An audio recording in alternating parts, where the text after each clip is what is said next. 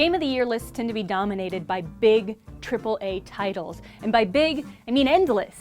They're the games that everybody plays. But 2018 also had a lot of incredible and short indie games. The point-and-click murder mystery Return of the Obra Dinn takes about 8 hours to complete, same with the puzzle platformer Celeste. Pastel Catamaria-like Donut County can be completed in about 2 hours. You can literally beat all of these games back to back to back in less time than it would take to finish God of War, leaving you plenty of time to stare dead-eyed in your reflection on a darkened monitor. Plus, a lot of them are Switch or mobile games. You can easily slip in a few rounds of strategy-based kaiju fighter into the breach during lunch. Emotional baggage exposure therapy mobile game Florence can and should be played while huddled under a pile of blankets.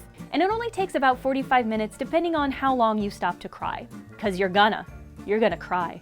That minimal commitment stands out in a year when one of the biggest gaming trends was open-ended experiences. There's nothing wrong with big games, but playing them means playing them a lot. Is Red Dead Redemption 2 worth 60 hours? Probably. What about Red Dead Online, a game of hypothetically infinite playability? Sometimes you just want a hot sandwich, not the full buffet. As the games as a service model becomes more popular, these smaller, self-contained experiences stand out.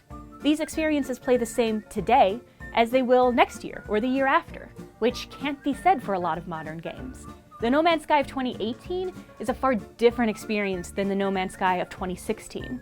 That's not even considering the slow creep of early access. Fortnite went through 5 seasons this year, and it hasn't technically been released yet. It makes it harder than ever to judge games on a yearly basis without adding an asterisk to the nomination. The fact that many of these games are short and portable isn't the only lure. A lot of them are narrative-driven and use gameplay to emphasize character arcs. In Florence, you piece together text bubbles, a metaphor for getting to know someone. The more you do it, the simpler it gets, just like the real process of building emotional intimacy. Donut County has the player swallowing communities piece by piece so that another community can take its place, an extended and thoughtful metaphor for gentrification.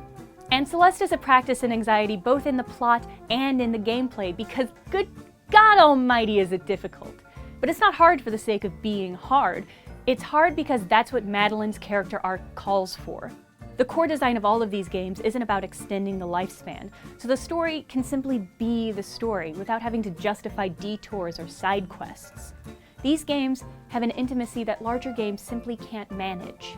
That's why, in a year with plenty of great titles, small indie games still made a big impact.